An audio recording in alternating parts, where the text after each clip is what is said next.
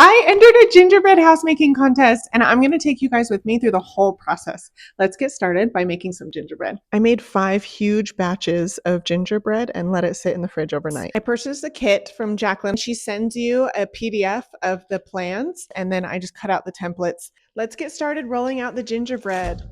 I liked working with room temperature dough because it was easier to roll out, but then I would move it to a cookie sheet, and if there were any windows or doors, I'd cut them out on the cookie sheet. I made sure that to make everything look as perfect and smooth as possible while I cut out the gingerbread before I baked it, and then I put the cookie sheets in the freezer for 10 to 15 minutes and then baked it, and that helped to eliminate spreading.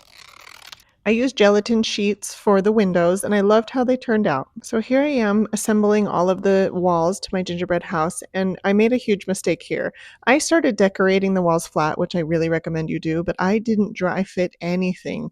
I didn't make sure that my gingerbread house would be assembled by the time I was done decorating them. So I'd really recommend dry fitting and making sure all of your walls fit together and making any adjustments before you start decorating. I decided to do a base layer of white fondant for my walls, and I really liked how it turned out, and I dyed some of it green to make these cute corbels with these holly berries on them. I broke up working on my gingerbread house over 2 weeks. I spent a little time here and there, mostly at night, working on piping all of these little details. The theme I went for was a ski chalet, and I wanted it to read like Bavarian, but also be Christmas, so I decided to make it a ski chalet for nutcrackers. I tried to incorporate cute little designs in the piping, like Christmas lights, holly berries, and candy canes. This was probably the hardest part of the whole process, was just thinking through all the details and what to do where. I spent a lot of time stressing out about the overall design and these little nutcracker transfers.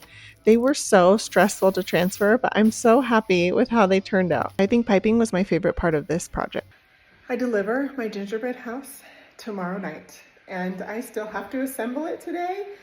This has taken so long, but I am so excited no matter what happens. I am really proud of the gingerbread house that I made. Okay, scratch the nutcrackers being the hardest part. This was the hardest part. Assembly was so stressful. I used a big jug of syrup and Martinelli's to hold up my walls. The roof was also really nerve-wracking, and it was probably because I decided to assemble my gingerbread house the day that I was supposed to deliver it. I felt like I was really good on time though, and I ended up being able to assemble it all and get it delivered, and nothing broke, nothing collapsed. I am so proud of this gingerbread house. It was a true labor of love, clocking in at over 25 hours, but I loved it so much and I'm addicted now. I can't wait to do it again next year. I know, I'm crazy.